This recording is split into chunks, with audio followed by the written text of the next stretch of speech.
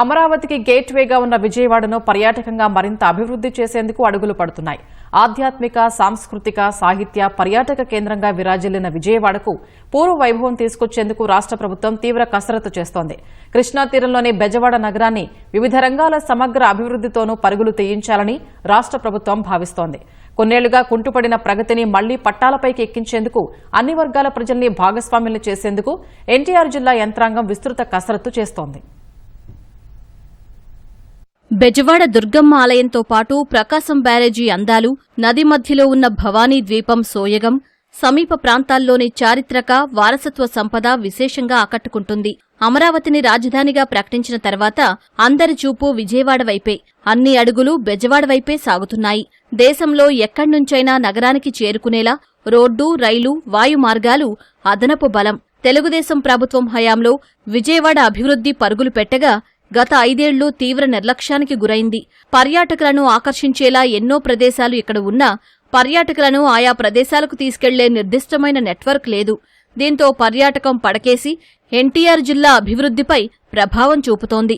దీంతో జిల్లా యంత్రాంగం అప్రమత్తమైంది. విజయవాడను పర్యాటకంగా, పారిశ్రామికంగానే అభివృద్ధి చేస్తే తప్ప ప్రభుత్వ లక్ష్యాలను అందుకోవడం కష్టమని భావించిన అధికారులు ప్రజల భాగస్వామ్యంతో సమగ్ర కార్యాచరణకు నడుం బిగించారు. పుదుచ్చేరి తరహాలో విజయవాడకు ఓ బ్రాండ్ తీసుకొచ్చే దిశగా ప్రణాళికలు రచిస్తున్నారు.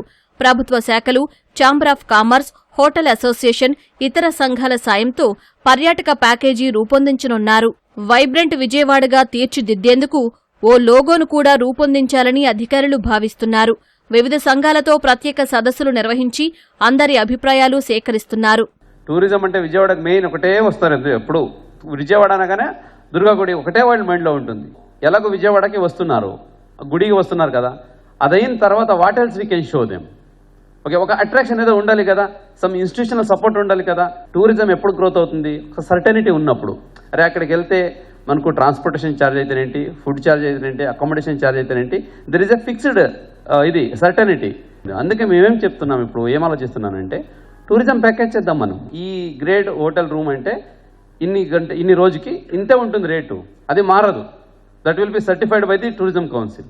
సార్ ఒకరోజు ప్యాకెట్లో మీరు అయితే 6 ప్లేసెస్ పెట్టారు. దుర్గాగుడి పెడతాము, భవన్ ఐలాండ్ పెడతాము, ఇబ్రాహీంపట్నంలో ఉంది కదా మన పవిత్ర సంఘం పెడతాము, కొండపల్లి పెడతాము, ఈవినింగ్ అంబేద్కర్ స్మృతివనం పెడతాము, తర్వాత మార్కెటింగ్. సో ఇవన్నీ ప్లేస్కి ఎంత అయితే రేటు ఇస్తారో సేమ్ రేట్ ఎవరితో వెళ్ళినా ఆ ట్యాక్స్ అదే ఛార్జ్ చేస్తాడు, ఇంకొక రూపాయి ఎక్స్ట్రా ఛార్జ్ చేయడు. ఈ మధ్యన డ్రోన్స్ వినియోగం మనం చాలా ఎక్కువైన తర్వాత విజయవాడ సిటీ ఎంత బ్యూటిఫుల్గా ఉంటుందనేది తెలుస్తూ ఉంది.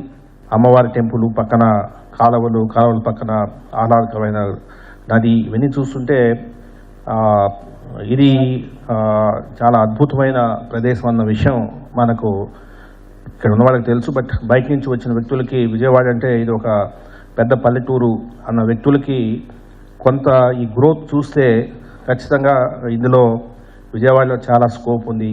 మనకు ఈ నగరానికి చాలా అందమైన నగరము, దీన్ని ఈ విధంగా తీర్చిదిద్దాలంటే మనం కొంత ప్రొయాక్టివ్గా ముందుకు పోతే బాగుంటుందని ఒక ఆశ కలుగుతుంది. ఎన్టీఆర్ జిల్లాలో టెంపుల్ టూరిజంతో పాటు ఏకో, హిస్టారికల్ పర్యాటకాన్ని ప్రోత్సహించేందుకు ప్రత్యేక ప్యాకేజీలు రూపొందించి యువతను గైడ్లుగా తీర్చిదిద్దేందుకు శిక్షణా కార్యక్రమాలు నిర్వహించనున్నారు. పర్యావరణ హిత స్వచ్ఛత, పారిశుధ్యంలో అత్యుత్తమ ప్రమాణాలు పాటిస్తూ పర్యాటకులకు మధురానుభూతులు మిగిల్చేలా హోటళ్లు, లాడ్జులు గ్రీన్ లీఫ్ రేటింగ్ డాక్యుమెంటేషన్ చేస్తామని ఆయా సంఘాల ప్రతినిధులు తెలిపారు. టాయ్స్ పార్క్ ని ఎస్టాబ్లిష్ చేస్తే సెంట్రల్ గవర్నమెంట్ సపోర్ట్ తో అద్భుతంగా ఉంటుంది. ఇబ్రహీంపట్నం, కొండపల్లి ప్రాంతంలో మనకి ల్యాండ్ బ్యాంక్ అవైలబిలిటీ ఉంటుంది. అలాగే వాటర్ ఫెసిలిటీస్ ఉన్నాయి, ఎలక్ట్రిసిటీ పవర్ అద్భుతంగా సర్ప్లస్ లో ఉంటుంది. ఒక డిఫెన్స్ అండ్ ఏరోస్పేస్ జోన్ అనేది, మ్యానుఫ్యాక్చరింగ్ జోన్ అనేది 2-3 వేల ఎకరాలు ఎస్టాబ్లిష్ చేస్తే ఇక్కడ ఎంటర్ప్రెన్యూర్స్ అందరూ ఈజీగా అందిపుచ్చుకుని అది బ్రహ్మాండమైన సక్సెస్ చేయడానికి అవకాశం ఉంది. ఒక హోటల్స్ అన్నింటిలో జనరల్గా 4,000 రూపాయలు ఉండే హోటల్లో 3,000, 2,500కి ఇమ్మని ఇలాంటి టూరిస్ట్ ఎంకరేజ్ చేయడం కోసం అడిగింది. దానికి ఏపీ హోటల్స్, విజయవాడ హోటల్స్ కూడా అంగీకరించడం జరిగింది. దాంతోపాటు ట్రావెల్ డెస్క్ కూడా ముందుకొచ్చి సహాయ సహకారాలు ఎల్లవేళ అందిస్తామని చెప్పి ఎల్లవేళలా విజయవాడ అభివృద్ధికి ముఖ్యమంత్రి గారు తీసుకున్న పట్టుదలకి మా హోటల్స్ రంగం ముందుంటుందని చెప్పేసి ఏపీ హోటల్స్ ప్రతినిధిగా తెలియజేస్తాను. విజయవాడలో 3 ప్రధాన కాలువలు కృష్ణానది పరివాహకాన్ని సుందరంగా తీర్చిదిద్దితే రివర్ ఫ్రంట్ డెవలప్మెంట్ సాధ్యమవుతుందని నగర వాసులు సూచించారు. ప్రభుత్వంతో చేయి కలిపి పర్యాటకులకు ఆత్మీయ ఆతిథ్యం ఇచ్చేందుకు హోటల్స్ నిర్వాహకులు హామీ ఇచ్చారు.